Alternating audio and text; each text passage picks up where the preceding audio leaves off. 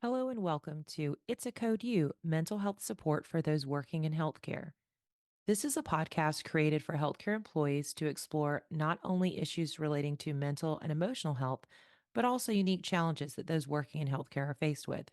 Your hosts are Adina Tucker, a licensed clinical social worker with Dartmouth Health, and Jennifer Hinsey, an MSW also with Dartmouth Health.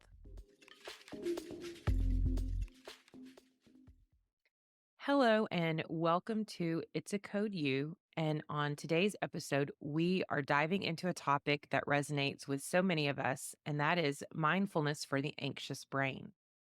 And anxiety is something that most people experience at some point in their lives. For some, it's a passing feeling, but for others, it can be overwhelming and persistent. And if you've ever felt trapped in a whirlwind of racing thoughts, you're not alone. Our brains are wired to react to perceived threats. It's a part of our survival mechanism.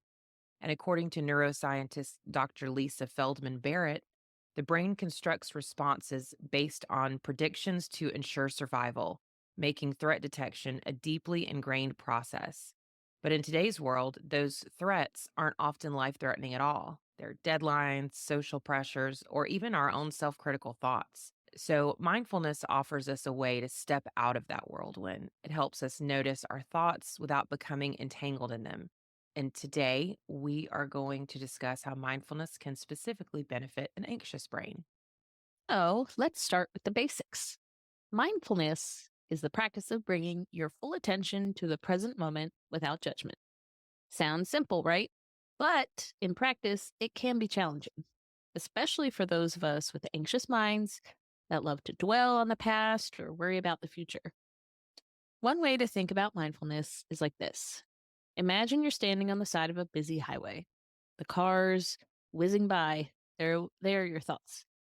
Instead of running into traffic to stop or chase after the cars, you just stand back and simply watch them go by. This is mindfulness, observing without reacting. Research shows that mindfulness can actually rewire the brain. A neuroimaging study done in 2011 found that consistent mindfulness practice leads to changes in brain structure, particularly areas associated with emotional regulation and self referential processing. It increases activity in the prefrontal cortex. That's the part of the brain responsible for rational thinking and emotional regulation. At the same time, it can reduce activity in the amygdala, and that's our brain's alarm system that triggers anxiety. I really like the visual of mindfulness being like standing on the side of a busy highway. That's very good. I'm going to use that. I'm going to use that myself for people. So let's talk about why is mindfulness important for anxiety? It's because anxiety thrives on avoidance and overthinking. And when we're anxious, we often try to push our uncomfortable thoughts away, but that can make them louder and more persistent. So, mindfulness teaches us to sit with our thoughts and feelings, even the uncomfortable ones, without judgment. Let's try a quick mindfulness exercise together. Wherever you are right now, take a deep breath in through your nose and out through your mouth. Let's do that again. In through your nose and out through your mouth. Now, gently bring your attention to the sensations in your body. Notice how your chest rises and falls with each breath.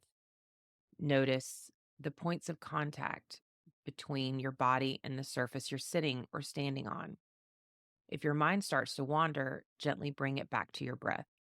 Now, take a second and think about how did that feel?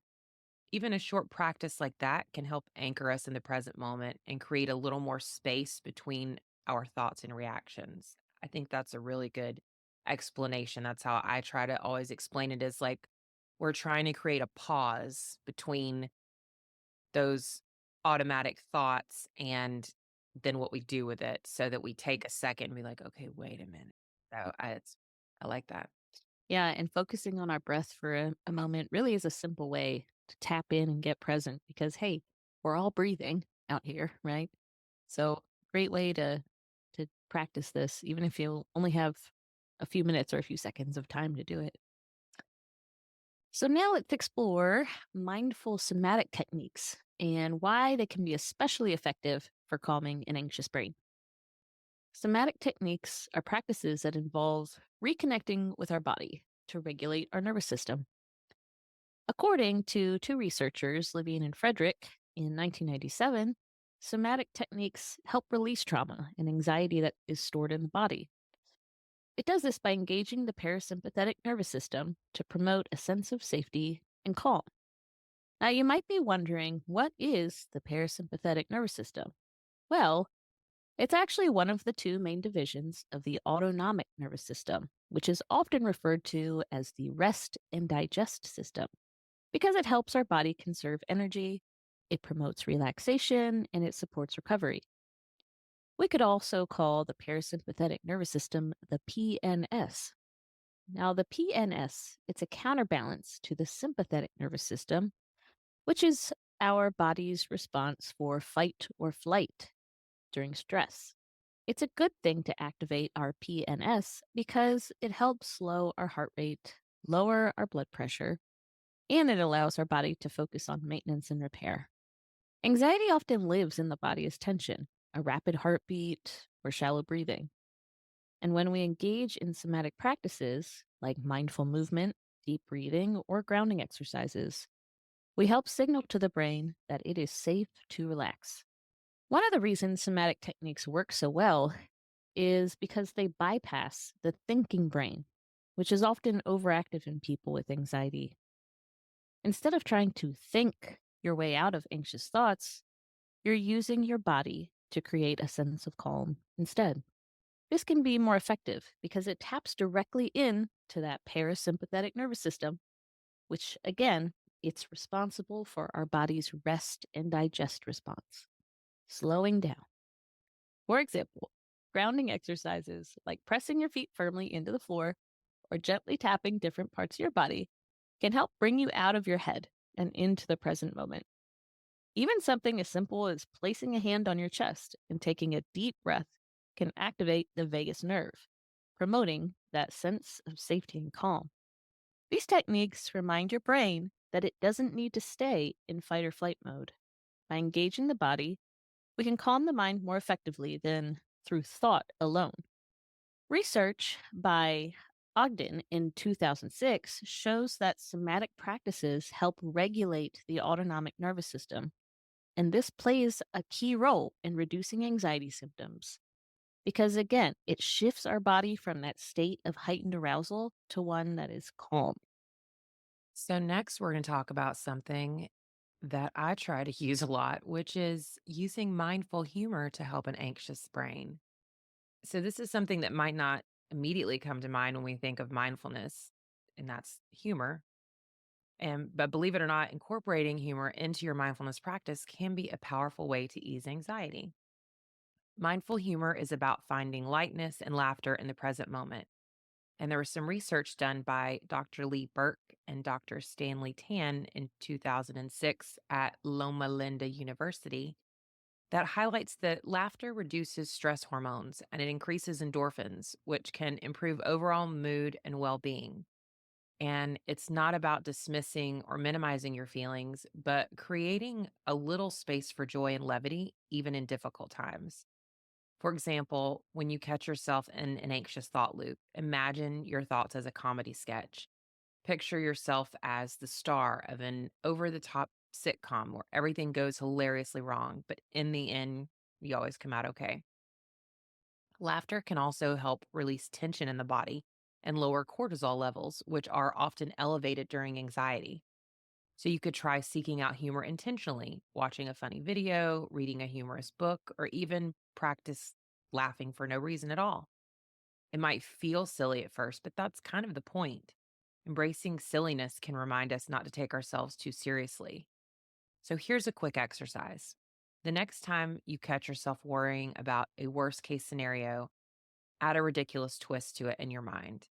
Worried about an awkward meeting? Imagine showing up in a superhero cape. Concerned about a difficult conversation? Picture it happening in song like a musical. These playful mental shifts can help interrupt anxious thought patterns and bring you back to present moment with a smile.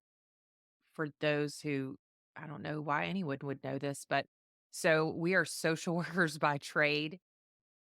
And so as a social worker, I've had most of the types of jobs you can have as a social worker, including presently as a therapist and training as a therapist. But I have also worked some of the grittier social work jobs. And early on in my career, an older social worker was making some sort of very dark humored joke, which I found funny. But that's because of how messed up my family is with their humor. So turns out I was perfect for this profession. But she said to me, she looked at me, she said, "Listen, you're going to see and be privy to a lot of really hard things. And so you got two choices. You can laugh or you can cry." And so I started from that point, like really trying to use humor because there are a lot of situations, and I mean, in lots of jobs, even especially healthcare, where you are seeing like some really scary things or some things that just like really hit you with empathy and are heavy. And so even using humor in those situations, other people outside of the profession may not understand it, but it really is like a good coping mechanism. It is, yeah.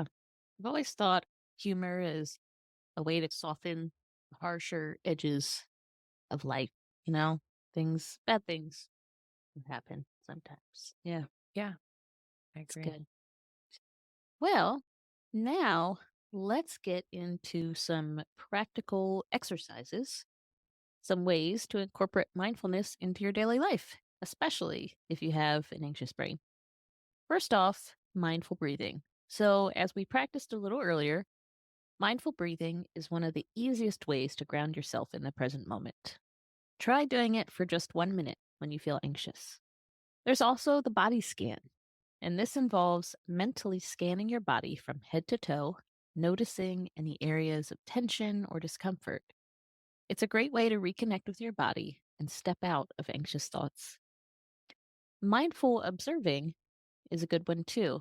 It's where you pick an object around you and you focus on it for a minute. You notice its color, texture, shape, and even how it feels to hold.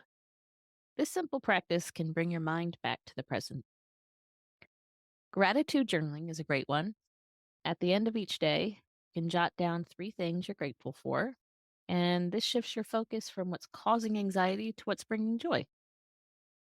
Now, counting ceiling tiles, it may sound like a bizarre thing to do, but mindfully counting ceiling tiles or engaging in some sort of similar grounding technique. So maybe counting the beams in the ceiling or I don't know, any number of architectural features in a room that might be repetitive.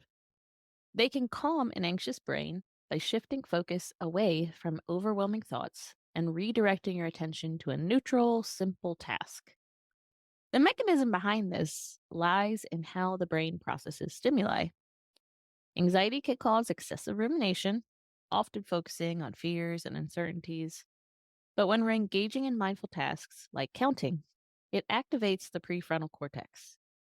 Again, that's the part of the brain that's involved in attention, problem solving, and regulating our emotional responses.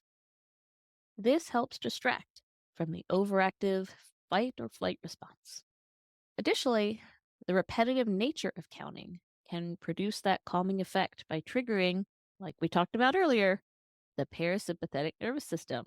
Again, that is our rest and digest system. It can reduce our heart rate, lower those stress levels. And finally, self compassion. When your mind starts spiraling, try to speak to yourself as you would a friend.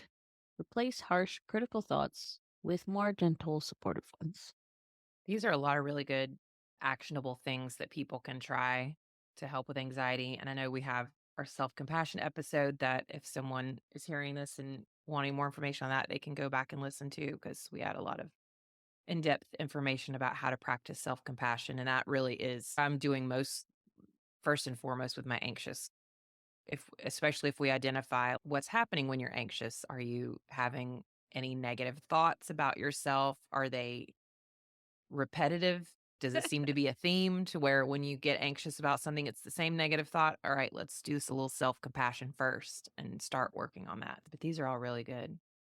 So this was obviously chocked full of some information, some really good information. And our show notes will have links and information about our sources if you want to dig through some of that and get more information. And like I mentioned, we do have an episode on actually mindfulness and self compassion. So those are all some things. If you want more in depth information, you can look at those episodes. If you haven't subscribed to our podcast and you like it, please do so on whatever your favorite listening platform is. And if you really like it, please send us or please give us a rating and review. If you have any questions or feedback, or if there's something that you feel like would be really helpful for us to cover, you can email us at dhbhs.media@hitchcock.org. And we appreciate you listening and we hope you have a great day.